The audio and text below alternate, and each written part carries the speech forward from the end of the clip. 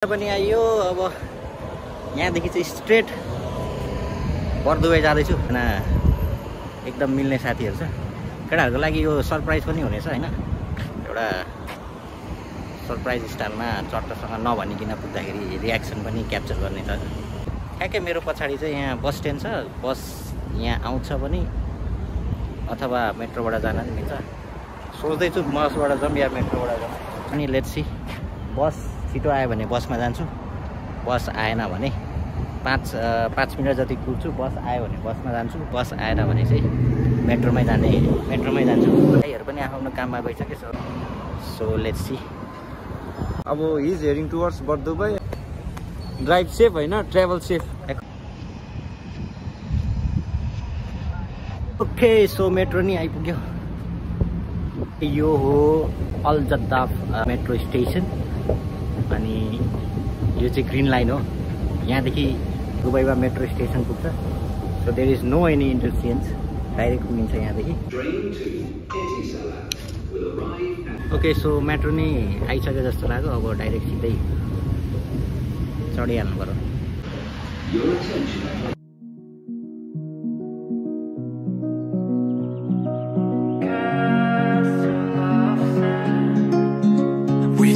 This castle of sand, we hear the rush in the wind.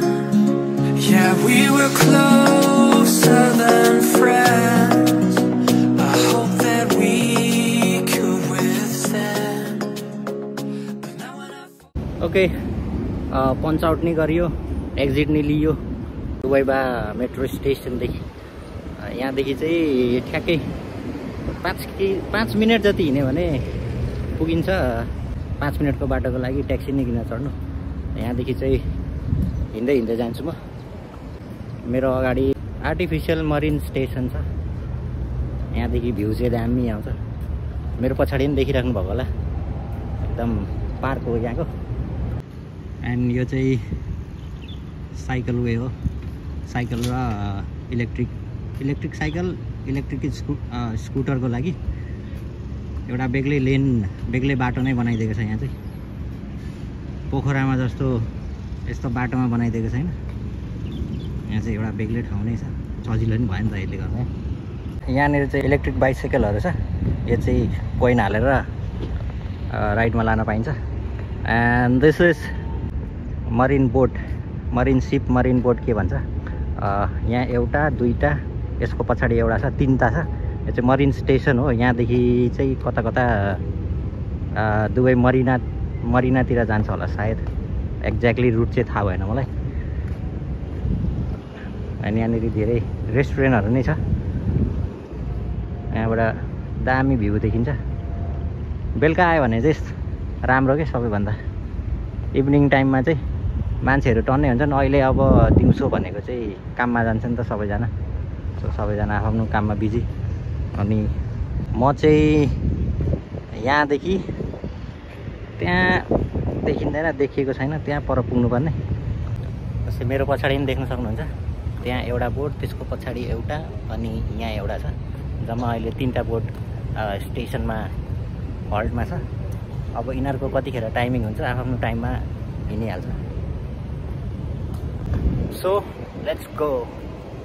अब हामी जान्छौँ, जाँदैछु, हामी होइन, म चाहिँ जाँदैछु। हियर यु क्यान सी, मेरो पछाडि देख्न सक्नुहुन्छ यहाँ बोटै बोट। सो म चाहिँ पुग्न आँटिसकेँ। ठ्याक्कै अब लगभग 2 मिनटको मात्रै बाटो छ। एन्ड यो चाहिँ ग्रान्ड सुक अथवा ओल्ड सुक भन्छ यसलाई चाहिँ। इट्स सेम लाइक नेपालको असन भनौँ या फिर बिर्कोटी मतलब। चाहिँ अमेजिङ ह्यान्डमेड प्रडक्टहरू।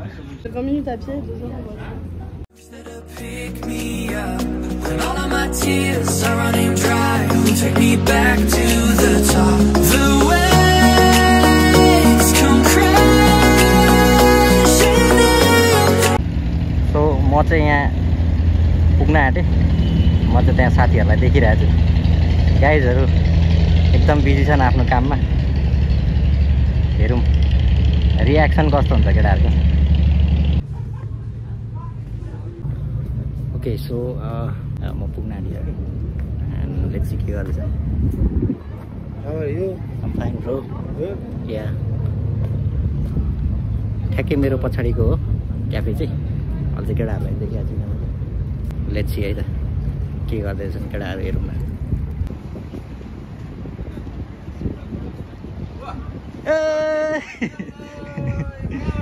के छ यार लाइभ दिइराको हो के छ दाजु पाइएन नि त एकदम ठिक दाइहरू सब भ्लगमा है वेलकम ब्याक है सबैलाई सरप्राइज पुरै कहाँ हरान यस्तो हरान पाइएन नि त है भेटेर सबैलाई देखेर फेरि खुसी लाग्यो के कस्तो लाग्यो यार शर्मा खाने परोठा बिफ खान्छौ बिफ जे चल्छ त मलाई कफी कोल्डमै जुनै भयो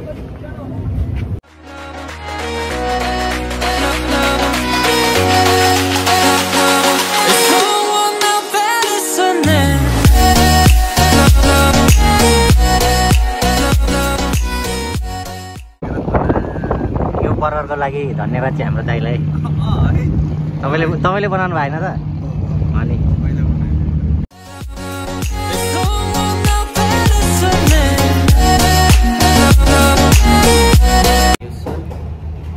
Bye bye, like and subscribe.